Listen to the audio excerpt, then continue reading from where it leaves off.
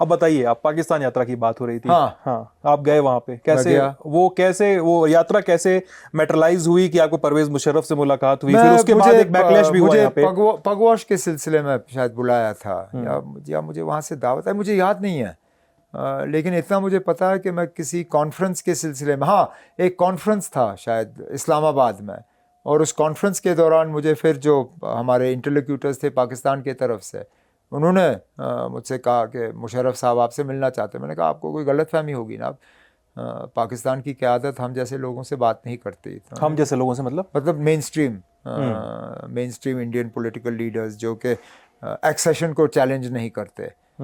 हम लोग जो मसले का हल जो है आइन के चार दरवाज़ों के अंदर, चार दीवारियों के अंदर के हवाले से बात करते हैं। मैंने उनसे कहा मुशर्रफ साहब हम जैसे लोगों से बात नहीं करते। कहा नहीं ना, ये यहाँ पाकिस्तान में बदलाव आया है, वो आपसे भी बात करना चाहते हैं और आगे जाके शायद वो महबूबा मुफ्ती जी से भी मिलेंगे। तो मैंने कहा ठीक है।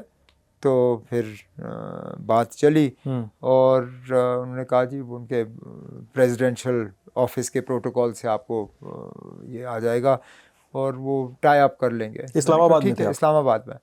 तो उन्होंने फिर होटल गाड़ी भेजी, अपना कोई प्रोटोकॉल का अफसर भेजा और वहाँ प्रेसिडेंशियल पैलेस में ले गए और वहाँ आधा पौना घंटा बातचीत रही और फिर वहाँ से निकला और वापस आया। क्या बात हुई थी? नहीं, यही बातें जो कश्मीर के मुतालिक उस वक्त सूरत हाल कुछ अलग थी।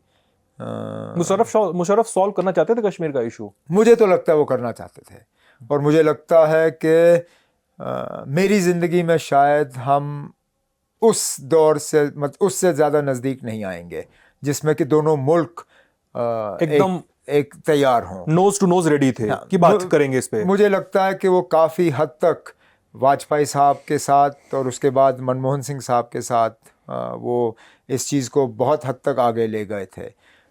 लेकिन फिर मुशर्रफ साहब ने सुप्रीम कोर्ट के साथ पंगा लिया, जजेस के साथ लड़के, फिर उनकी पावर्स में थोड़ी कमी आई, उनका इन्फ्लुएंस कम हुआ और बातचीत वहाँ फिर ख़त्म हो गई।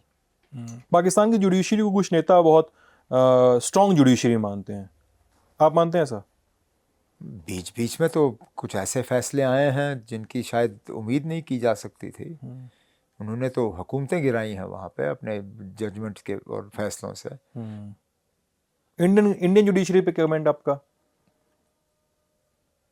नहीं, आमतौर पे इम्पार्शियल, इंडिपेंडेंट।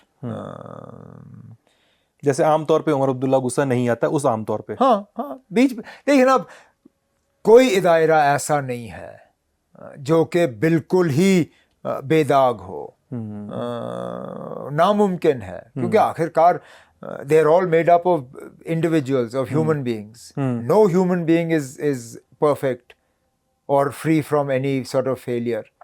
बीच में एक आध गलती हो जाती होगी, लेकिन आमतौर पे तो ठीक ही रहा।